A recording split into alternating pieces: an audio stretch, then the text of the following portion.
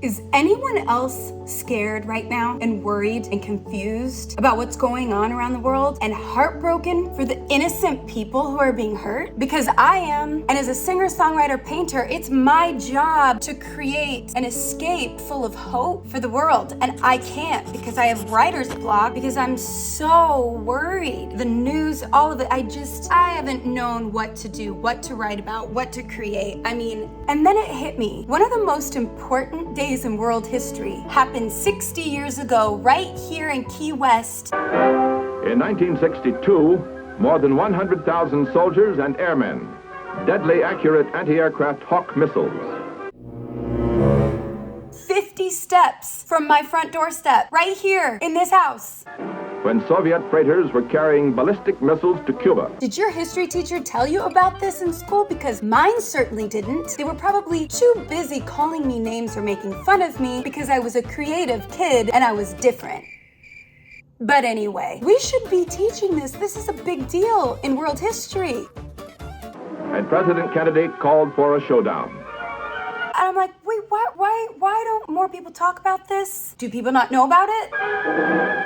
With a giant crisis in the making, our forces were able to move swiftly to reinforce this country's defense perimeter.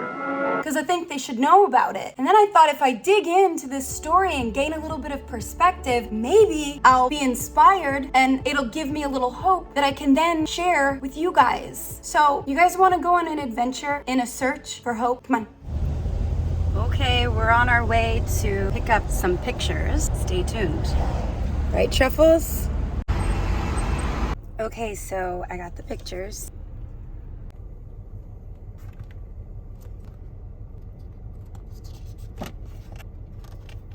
So this was Key West 60 years ago in 1962. I want to go ask people if they know where this is. Okay, so I'm gonna go to the beach and ask people some questions. I've never done this before, so I'm kind of nervous, but I'm gonna do it anyway. Right, Truffles? You ready to go ask people questions? I'm nervous. I'm so nervous. I'm gonna go right across the street. I can't believe this happened across the street. This is crazy.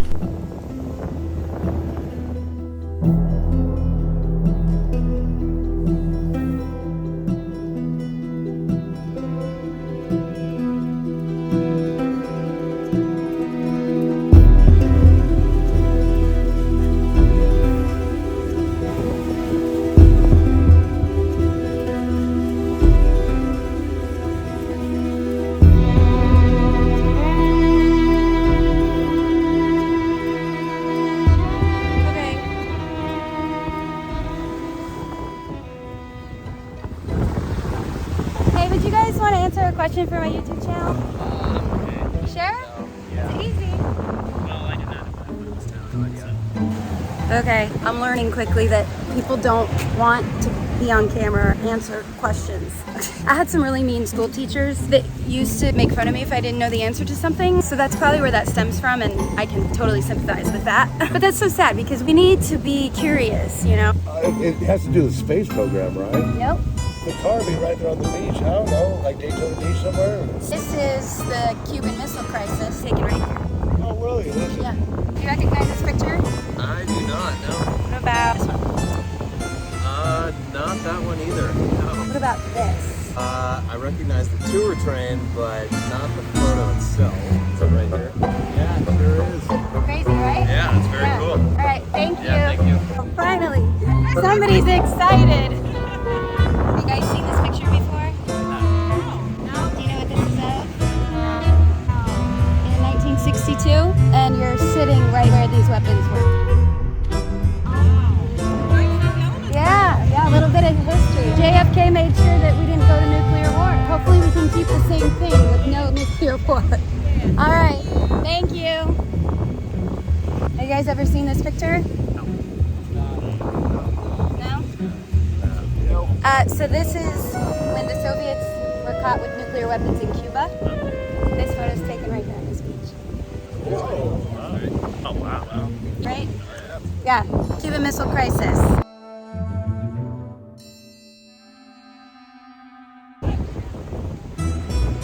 you recognize this?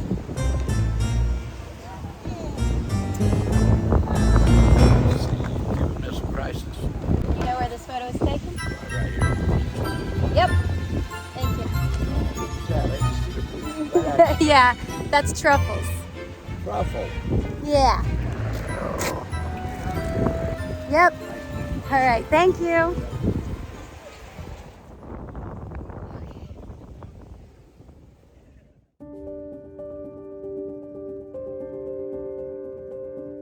So I'm hoping that I can interview some people who lived in Key West in 1962 during this time of crisis and panic and chaos.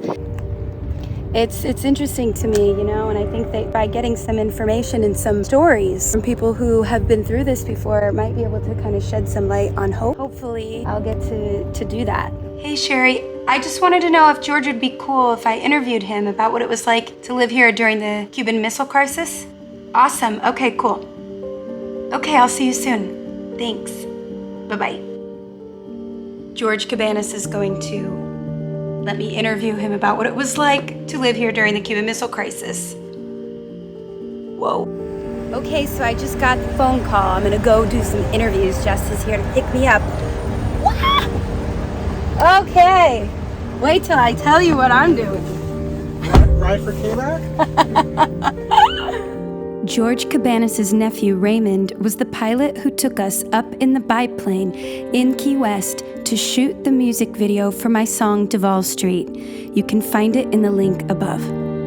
I remember one time the sky turned really, really bright red, and it scared me. The siren goes off, everybody goes underneath the deck. He said, it ain't gonna help you, but do it anyway.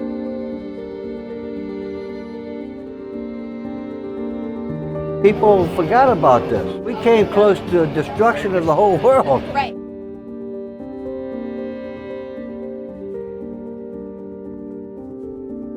Our relationship with Cuba fell, and then Russia became their partners, and I guess they were bringing in missiles.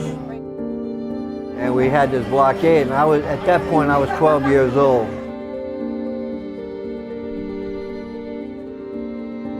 Well, when I was young, when Castro was in the revolution, not yet, Batista was still in control. Castro, through my family, who were his supporters, would bring him to Key West to get money. Okay. And during one of his trips, he came to our house that I live in now today. Oh, same house. Yeah, and he drank Cuban coffee with my father, my uncle, and my other uncle, my Uncle Eddie. And he brought 2 uniforms of the rebellion, fatigues basically, for me and my brother. And we got dressed up in them. We wore them proudly because he was a friend of the United States back then. So then after that, though, you know, when the president back then, I believe it was Eisenhower, he wanted too many concessions because of a deal he made with the mafia during World War II. So after that, anyway, our relationship with Cuba fell, and then Russia became their partners, and I guess they were bringing in missiles. Right.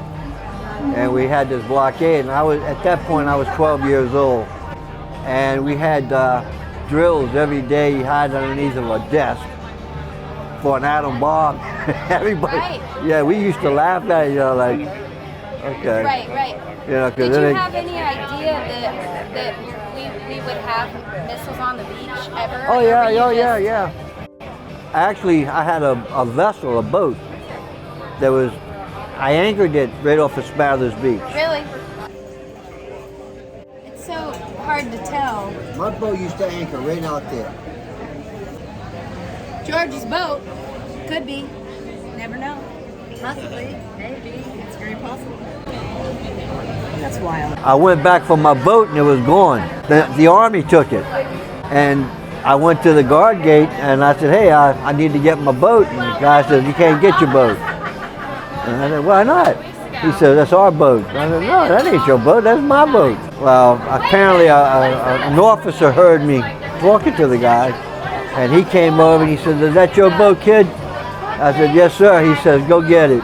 So I got it. During that time, I used to have a bicycle. You know, that's how my transportation was.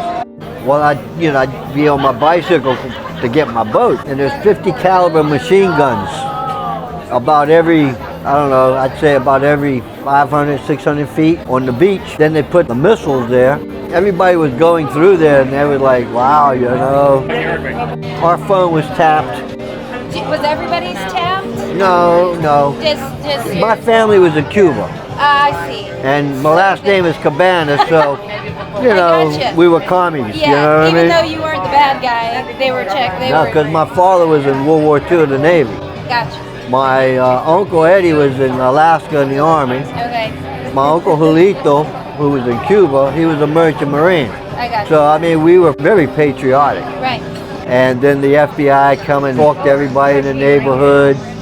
They tap our phone, they open our mail. So it was pretty bad. And I used to get on the phone and tell them all kinds of shit. Like, what'd you say? Well, you know, I say, hey, if you listen to me, kiss my ass. You know, I'm 12, And you were 12 years old? 12 years old, you know.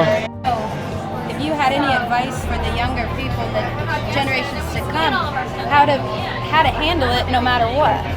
I'll tell you like my mama told me. Okay. Don't believe nothing you hear and half you see. You need to listen. You know, God gave you 2 eyes, 2 holes here to breathe, 1 mouth, Right. and 2 ears. If you're doing this all the time, you don't hear, you don't see, and you don't smell. Right. It's interesting. So as I went on the beach, when I show them this photo, they have no idea. The information that they're getting now is from social media and all this stuff, so it's hard that, you know, they're listening, but are they listening to the right stuff? So people forgot about this. We came close to the destruction of the whole world, Right. just like we are now. Crazy. I think we're a snowball headed for hell. Yeah. So I think we ought to make love like the hippies. Here you go. There you go. Well, thank you. Cheers. But you know, prior to that, when Castro had took over and we weren't friends anymore, they sent a bunch of military to Key West, almost as bad as the Cuban Missile Crisis. They brought the wives and their kids, and some of the wives were teachers. Well, one particular teacher, Miss McNamara, Okay. she was my teacher. And first day of school, my mama tells me, she says, you go sit in the front seat and you listen to what the teacher says. So I did that, you know. Well, she called out the names, and if you had a Spanish name, you went to the back. I told her, I said, no, my mama says I gotta sit here. And she says, I don't care what your mama says. Go to the back now. He asked a question, I raised my hand, he ignored me. My daddy, who was Spanish, who didn't speak really good English, I mean, he spoke English, but he was like a Ricky Ricardo. He goes to the school and he says, you know, I'll take my son out of her class. So anyway, they sent me to another class and I figured it'd be the same shit, but it wasn't. They actually put me in the front row.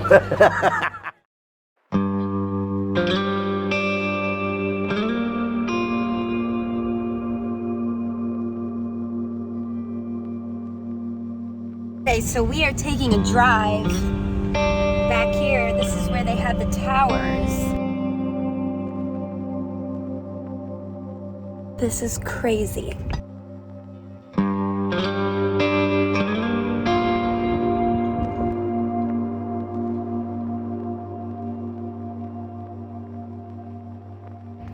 Sitting there like a little history lesson.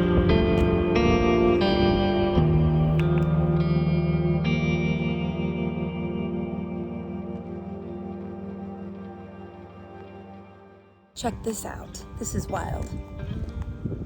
That looks like a bunker to me. I don't know. I want to know what's in there. I want to go in there. I want to see. I'm so curious. I was the kid that was like, why? How come? When? Where? Who? What?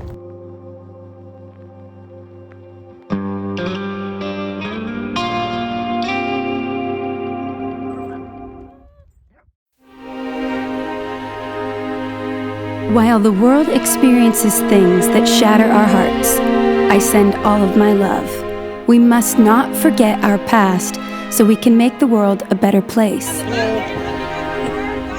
People come down here and they want to get away. Come down, have a margarita, have a cheeseburger, get away from the crazy life. While Key West currently lives in peace, we hope that continues for not only our tiny little island, but for the rest of the planet. How did we get here? This is crazy.